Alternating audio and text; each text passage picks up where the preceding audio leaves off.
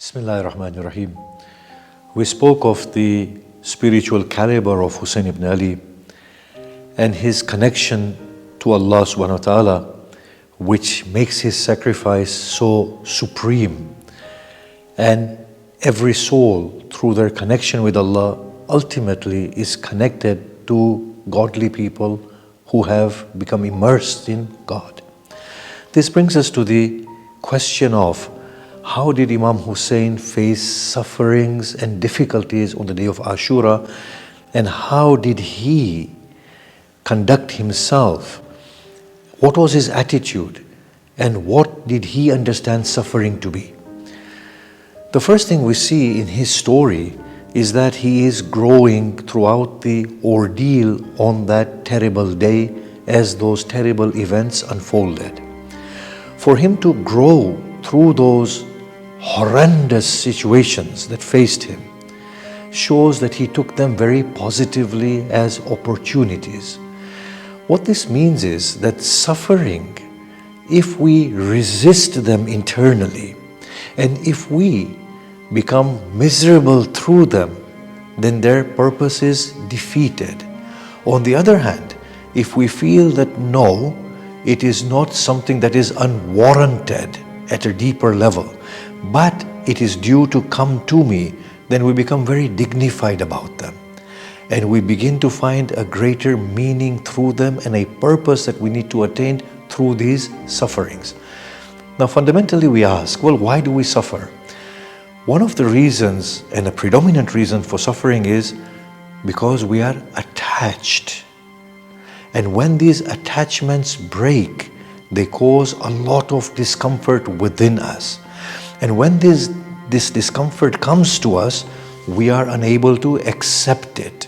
We are stuck in a particular place and we are refusing to move, even though the severing of that attachment is impelling us onwards towards greater motion. But we are stuck with that attachment and we are unable to let go.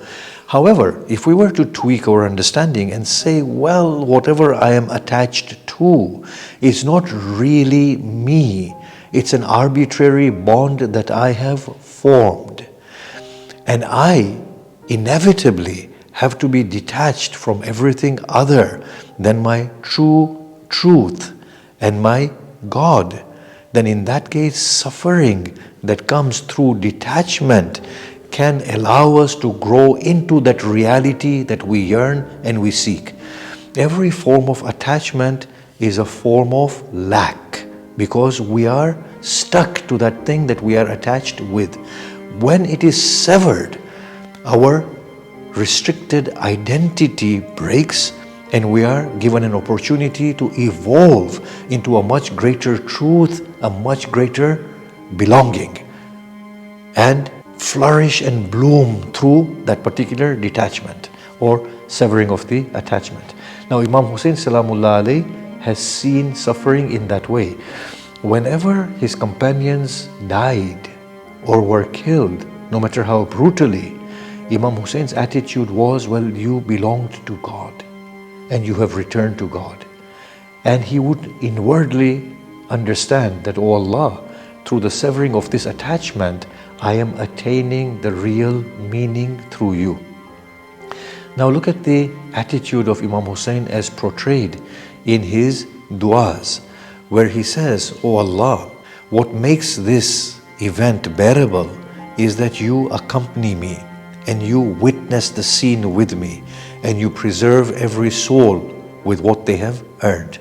So in the face of that terrible loss, Imam Hussein invokes God. And as he loses his akbar, he gains a much more profound meaning through that loss. When the arms of Abbas Salamullah alayhi are severed, Hussein gains unending strength through connection with his Lord, where the severing of the arms of Abbas were a means for the gaining of that strength that is undiminishing. Similarly, Imam Hussein thanks Allah at the point of great suffering, does not complain to Allah that, oh Allah, why are you doing this to me? On the other hand, Imam Hussein's attitude is, oh Allah, I cannot thank you for giving me this opportunity of finding you in the rightest manner. Now there is that wonderful final dua or munajat, this whispered prayer attributed to Imam Hussein. And it depicts the state of Imam Hussein and his attitude towards suffering, in which he says, "O Allah, I have sacrificed my children in order to find you. Now, O God, if the blades were to render me into pieces and tear me apart, every drop of blood that spills from my body shall yearn no one but you." In the next talk, we will be discussing the religion as expressed in the words of Imam Hussein at the point of his final battle.